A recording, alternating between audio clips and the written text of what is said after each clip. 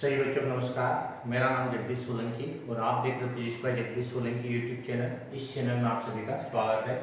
बच्चा आज हम आदर्श गैस समीकरण पढ़ेंगे। आइडियल गैस इक्वेशन, आदर्श गैस समीकरण को हम ज्ञात करेंगे। तो आदर्श गैस किसको कहते हैं, पहले अपने मालूम होना चाहिए कि आदर्श गैस वो गैस होती है जो चार्ल्स, बॉयल और एवोगैड्रो इन तीनों नियमों का पालन करने वाली जो गैस होती है उस गैस को हम आदर्श गैस के नाम से जानते हैं।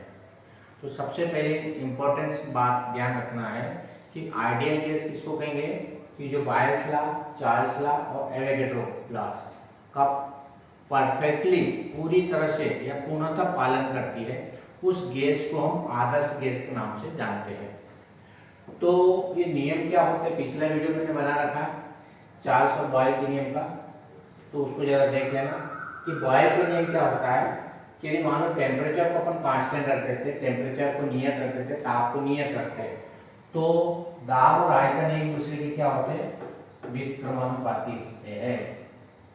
बॉयल का नियम क्या कहता है, स्थिर ताप पर किसी गैस के निश्चित द्रव्यमान का आयतन वाले उसके दाब के व्युत्क्रमानुपाती होता है।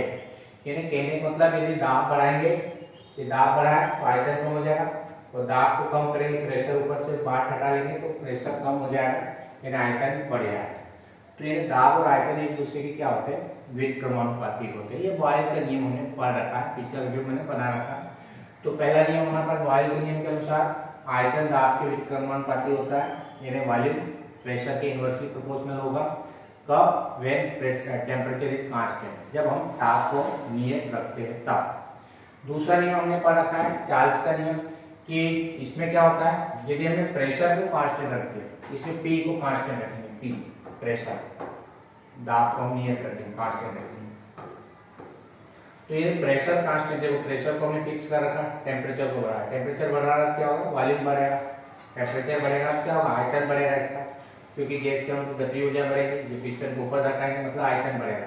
यानी आयतन जो होता है वो ताप के क्या होता है, डायरेक्टली प्रोपोर्शनल होता है। कब, जब हम प्रेशर को कांस्टेंट रखते तब।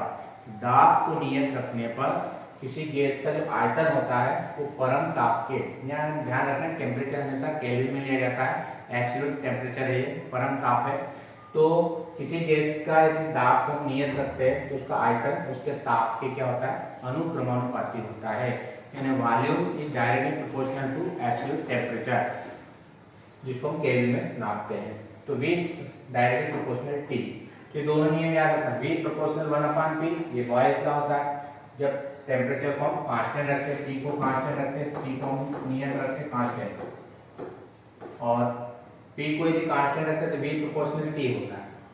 तीसरा नियम हमारे पास एवोगैड्रो का नियम है, जो ये कहता है कि मान लो कि किसी गैस का ताप और दाब समान है, टेम्परेचर और प्रेशर दोनों के समान है, दो गैसेस है जिनके टेम्परेचर भी सेम है और प्रेशर भी सेम है, और यदि उनका आयतन भी यदि समान होता है, ये आदर्श गैस की बात करें, आइडियल गैस की, यदि उनका आयतन भी समान होता है तो उनमें अणुओं की संख्या भी समान होगी। दो गैसेस है जिनके ताप और दाब समान है, और यदि मान लो कि उसके आयतन भी यदि समान, मान लो कि दो गैस है, दोनों के आयतन एक जैसे है, दोनों मान लो अलग अलग गैस है, एक कार्बन डाइऑक्साइड गैस है, हाइड्रोजन गैस है, दो अलग अलग गैसेस है मान लो, और हमने कहा कि दोनों के वॉल्यूम सेम है, दोनों के वॉल्यूम सेम है। तो ये प्रैक्टिकल ये बताया गया कि दोनों के लिए टेम्परेचर सेम है, प्रेशर सेम है, और यदि वॉल्यूम भी सेम है तो उनमें अणुओं की संख्या भी समान होगी, उसमें मॉलिक्यूल्स भी सेम होंगे। कब, जब उनके टेम्परेचर और प्रेशर सेम है, साथ में उसका वॉल्यूम भी यदि सेम है, तो उनमें अणुओं की संख्या समान होगी। इसका मतलब ये होता है कि जैसे जैसे वॉल्यूम बढ़ता जाएगा, नंबर ऑफ मॉलिक्यूल्स यानी मोलों की संख्या भी बढ़ती जाएगी। यानी सीधा मतलब है कि वॉल्यूम जो होता है वो अणुओं की संख्या के अनुक्रमानुपाती होता है। एवोगैड्रो के नियम का स्टेटमेंट ये भी होता है कि यदि वॉल्यूम को बढ़ाएंगे तो नंबर ऑफ मोल्स भी बढ़ेंगे, नंबर ऑफ अणुओं की जो संख्या होती है, मॉलिक्यूल्स होते हैं, वो भी इंक्रीज होंगे। तो एवोगैड्रो का नियम क्या होता है कि जब आयतन बढ़ाते हैं तो स्वाभाविक है कि उसमें अणुओं की संख्या भी बढ़ेगी। यदि समान आयतन है तो उनमें अणुओं की संख्या भी समान होगी, लेकिन कांस्टेंट टेम्परेचर और प्रेशर का, दोनों चीजें मालूम होना चाहिए। समान ताप और दाब पर यदि आयतन भी समान है तो अणुओं की संख्या समान होगी। लेकिन मान लो कि एक गैस का आयतन ज्यादा और एक का कम, तो ज्यादा है इसका मतलब उसमें अणुओं की संख्या भी ज्यादा होगी, और यदि कम है इसका मतलब अणुओं की संख्या भी कम होगी। तो 3 नियमों, बॉयल का नियम V प्रोपोर्शनल 1/T, चार्ल्स का नियम V प्रोपोर्शनल T, और V समानुपाती N। N जो है नंबर ऑफ मोल्स है, अणुओं की संख्या है, ये चीज ध्यान रखें। अब इन तीनों को यदि हम कंबाइन कर देते हैं, एक साथ लिखते हैं कि V proportional 1/T, V proportional T और V प्रोपोर्शनल 1/N। इन तीनों नियमों को हम एक साथ लिखेंगे।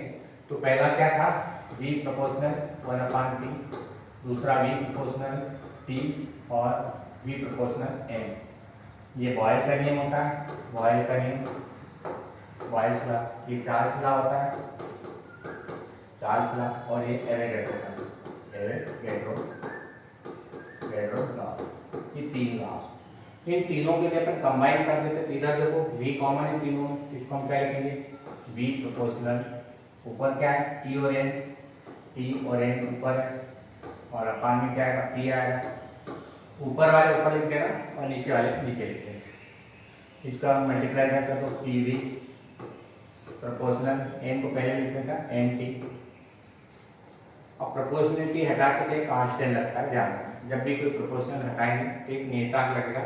तो PV इक्वल टू RNT या PV इक्वल टू nRT, जहाँ R एक कांस्टेंट होता है जिसको हम गैस नियतांक के नाम से जानेंगे। R एक कांस्टेंट है, नियतांक जिसको हम गैस नियतांक के नाम से जानते हैं, गैस नियतांक, यूनिवर्सल कांस्टेंट होता है, सभी जगह इसका मान नियत होता है। तो इस तरह से तीनों नियम अपने को मालूम होना चाहिए कि बॉयल का नियम, चार्ल्स का नियम और एवोगैड्रो, इन तीनों को जब कंबाइन कर देते हैं तो वो क्या हो जाती है, आइडियल गैस इक्वेशन आ जाती है, आदर्श गैस की समीकरण। यदि मान लो पूछा जाता है आदर्श गैस समीकरण, तो PV equal to nRT। P क्या है, प्रेशर होता है जिसको हम पास्कल में नापते हैं। V क्या, वॉल्यूम, वॉल्यूम को मीटर क्यूब में नापते हैं। N क्या, मोलों की संख्या है। R क्या है, R गैस नियतांक है जिसकी वैल्यू 8.3 जूल पर केल्विन पर मोल होती है। और T टेम्परेचर होता है जिसको हम केल्विन में नापते हैं। एक चीज ध्यान रखना, जो T जो होता है केल्विन में नापा जाता है, केल्विन टेम्परेचर। तो ये चारों चीजें अपने को मालूम होना चाहिए। तो P प्रेशर, यदि एटमॉस्फेयर प्रेशर के रूप में अपन लेते हैं इसको, वायुमंडलीय दाब के रूप में, तो प्रेशर को P एटमॉस्फेयर प्रेशर के रूप में नाप सकते हैं। वॉल्यूम को हम लीटर में भी नाप सकते हैं, ये चीज ध्यान रखना। यदि अपने पास्कल में नापा तो उसको मीटर में नापना पड़ेगा, और यदि एटमॉस्फेयर प्रेशर में नापा तो उसको हम लीटर में नापेंगे। N मोलों की संख्या होती है, N जो गैस में प्रेजेंट होता है। R कांस्टेंट होता है, इसकी वैल्यू यदि अपन ने एटमॉस्फेयर प्रेशर के रूप में लिखी है 0.0821 एटमॉस्फेयर लीटर पर मोल पर केल्विन के रूप में हम इसको लिखेंगे। और T जो होता है टेम्परेचर होता है जिसको हम केल्विन में नापेंगे, केल्विन में मेजर करते हैं। तो यदि एटमॉस्फेयर प्रेशर में लिया हो तो ये वाला लेना, यदि हमने पास्कल में लिया तो फिर ये वाली वैल्यू पुट करना पड़ेगी, ये वाली 8.31। और यदि एटमॉस्फेयर प्रेशर में लिया तो R वैल्यू 0.0821 लेना पड़ेगा। तो इस तरह से जो प्रॉब्लम, न्यूमेरिकल प्रॉब्लम है, उसमें P की वैल्यू क्या दे रखी है, V की वैल्यू क्या दे रखी है, उसके अनुसार हम R की वैल्यू पुट करेंगे। T हमेशा केल्विन में ही रहेगा और N नंबर ऑफ मोल्स होंगे। इस तरह से हमारे पास आदर्श गैस इक्वेशन होती है। यदि वीडियो आपको अच्छा लगता है तो आप इस चैनल को सब्सक्राइब करें, अपने दोस्तों के साथ वीडियो को शेयर करें और बेल आइकन के बटन को प्रेस करें ताकि आने वाली वीडियो की नोटिफिकेशन आप तक पहुंच जाए। धन्यवाद। जय हिंद, जय भारत, वंदे मातरम।